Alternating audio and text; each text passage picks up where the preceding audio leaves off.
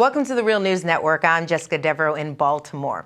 The battle in Ukraine between separatists and the Ukrainian government is back in the spotlight. On Monday, German Chancellor Angela Merkel will meet with President Obama to discuss the crisis in Ukraine. Merkel will be returning from her trip to Russia, where she will be advocating for a diplomatic solution rather than a military one from both sides. In Washington, congressmen on both sides of the aisle have been pushing President Obama to provide arms to the Ukrainian government, but the White House has not made a final decision yet. Now joining us to unpack all of this is our guest, Tariq Cyril Amar. He's an assistant professor of history at Columbia University, and his upcoming book is titled The Paradox of Ukrainian Lviv, a borderland city between Stalinists, Nazis, and nationalists. Thank you so much for joining us, Tariq. Thank you.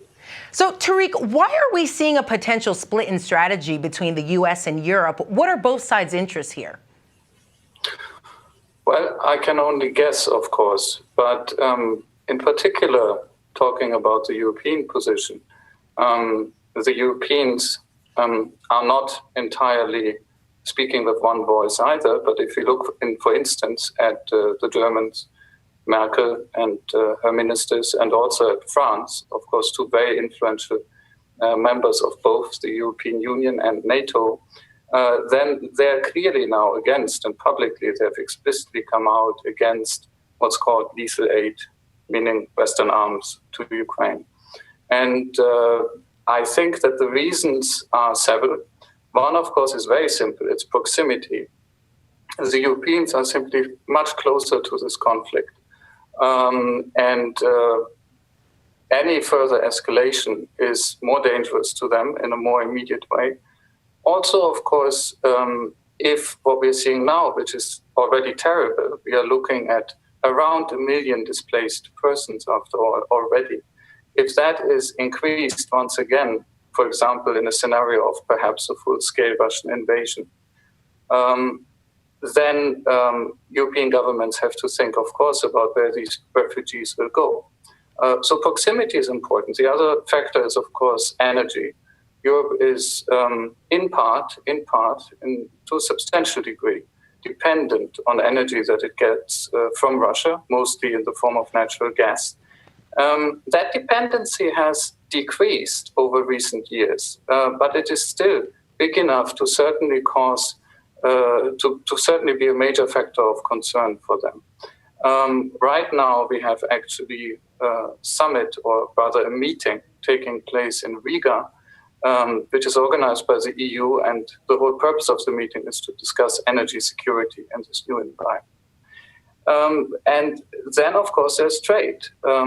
We often see and stress that the sanctions combined with the falling oil price have hit Russia, and in particular Putin's regime, very hard, and that's certainly true. But of course, there's a price. And that price is not so much the counter-sanctions that Russia has also imposed, but the fact that the Europeans cannot trade the way they usually trade with Russia. And Russia is, the Russian Federation, is the third largest trading partner of the European Union after the United States and after China. That's a volume of about 330 billion euros, not dollars, so it's even a little more in dollars, per year. And to give you just one example, about 70 to 80 billion out of that, once again, are the figure that you would have to give for the trade that German companies alone are doing with Russia. And there are, of course, interests in Europe that would like to see a restoration of more normal relationships. All right. And I should tell our viewers that we have done a series of stories on this issue, so you should definitely check those stories out. But now let's specifically focus on the United States and their intentions. Last week, Secretary of State John Kerry met with the Ukrainian president, and he told him that the U.S. is not interested in a proxy war with Russia.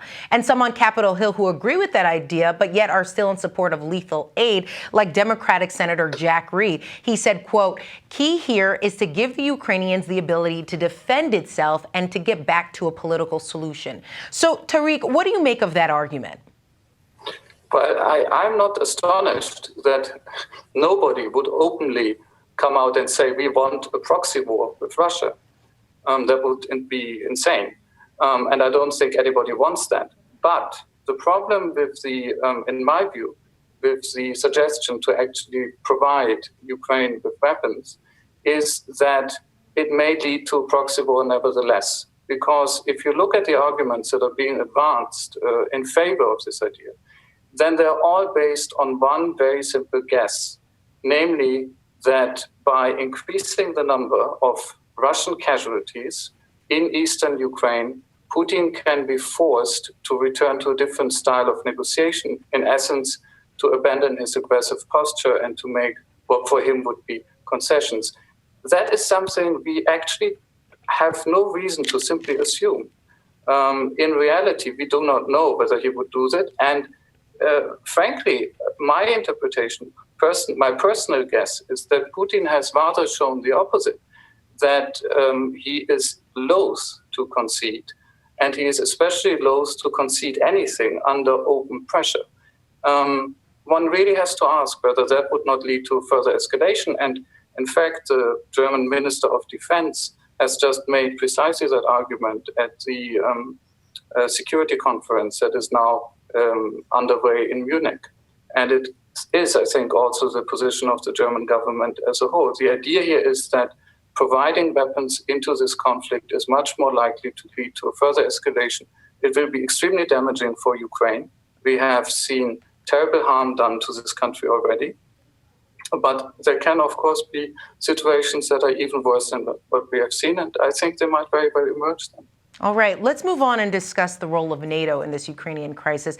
We have a potential split between the U.S. and Europe about strategy, but on February 5th, it was announced that the NATO response forces will more than double to counter Russian aggression in Ukraine and the challenge of Islamic extremism. Tariq, do you see this as a signal that the West is positioning itself for a potential war with Russia? I personally would not assume that. I think what is so strange about the crisis in Ukraine, at the latest since the spring of last year, is the fact that NATO has behaved very ambiguously and that the West has behaved in a very ambiguous manner. On one side, measures have been taken that are perfectly reasonable as part of NATO essentially protecting itself and protecting its current members. But on the other side, we have engaged in a policy that treats Ukraine in some ways as if it were a member. And that's a huge problem that we have to resolve. Ukraine is not a member of NATO, and it's also not a de facto member of NATO. That doesn't mean it doesn't have rights. That doesn't mean its sovereignty somehow doesn't count. But of course it makes a difference. If it didn't make a difference, why do we have NATO? So this particular reaction, actually, I think, could also be interpreted in a much more optimistic way. You could see that as a relatively reasonable move in this whole terrible scenario that is unfolding now. Namely, a move that is signaling that NATO is being specific about how to defend especially its eastern member states. That, in effect, could be something that clarifies relationships with Russia. It could avoid ambiguities. It is also something that can help the eastern member states to feel more secure.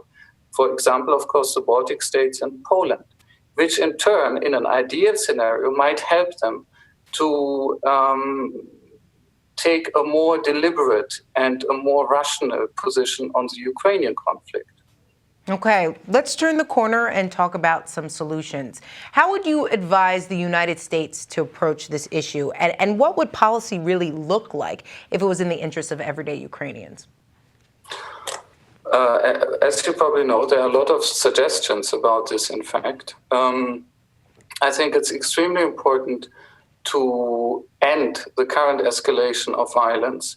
The most important thing that the West can do, and that in my view it has not done sufficiently, is in fact exert pressure on Kiev. I think there's a strong argument to be made for Kiev really needing the West to take over the role of, on one side, supporting it, but on the other side, explicitly limiting its ambitions, and to a certain degree also urging it to even accept a much less than ideal outcome.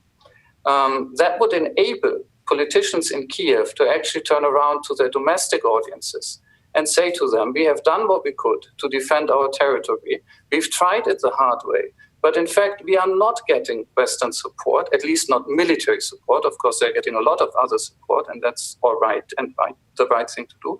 We are not getting Western military support. Therefore, our options are limited, and we will all have to accept a third best negotiated solution with both the separatists, who are real, they're not only Russians, they're real separatists, and of course also with Russia, which is backing the separatists. That is one thing that the West could do in very concrete terms. Then, of course, one would probably need a new line of demarcation, retreat of at least heavy armaments on both sides from that line. That sort of geographical regime would have to be implemented much more sincerely than what was done after the ceasefire agreement of Minsk of last September that has now finally broken down. We might need another injection of international observers, maybe even peacekeepers. That might be necessary, in fact. Certainly, what's very important is to talk about an amnesty. There has to be an amnesty for almost everybody who has fought in this conflict. If there is no amnesty offer, if Kiev insists on calling everybody resisting it a terrorist, which means, somebody who has to simply be wiped out or at least punished in terms of criminal law, then of course there's no incentive on the other side to come to a compromise. As hard as it is and as unfair as it is in many ways, I think an amnesty will be necessary. But Tariq, what about the solution of federalization and decentralization? Decentralization definitely makes sense for Ukraine, simply on its own terms. Many experts agree, including in Ukraine, that the current centralized unitary structure of the Ukrainian state is actually not efficient and that it will be in the way of reforming Ukraine. And it needs to be reformed, as we all know. Therefore, it is, of course, something that could serve as a win-win opportunity. On one side, one could negotiate a special status, especially for the oblasts of Donetsk and Luhansk, which make up the Ukrainian part of the Donbass, where the fighting now is and where the crisis is acute. And on the other side, one could also achieve an urgently needed domestic reform. I should add one thing that I haven't mentioned yet, and that's very important too. It has often been argued that NATO membership for Ukraine is not offered, and therefore Russia should not worry about it, and therefore we don't have to discuss it. But I think in reality, we simply have no influence on what Russia chooses to worry about. And worrying about NATO membership for Ukraine does not actually take paranoia. That's a relatively ordinary idea that the Russians are entertaining there. And I do think that the French president has finally just done the right thing by signaling very strongly to Russia that we are ready to really state that Ukraine will not get into NATO. And it may sound hard for many Ukrainians, but I'm convinced that explicitly ruling out NATO membership for Ukraine is actually in Ukraine's best interests. All right, Tariq Cyril Amar, thank you so much for joining us. Thank you. And thank you for joining us on the Real News Network.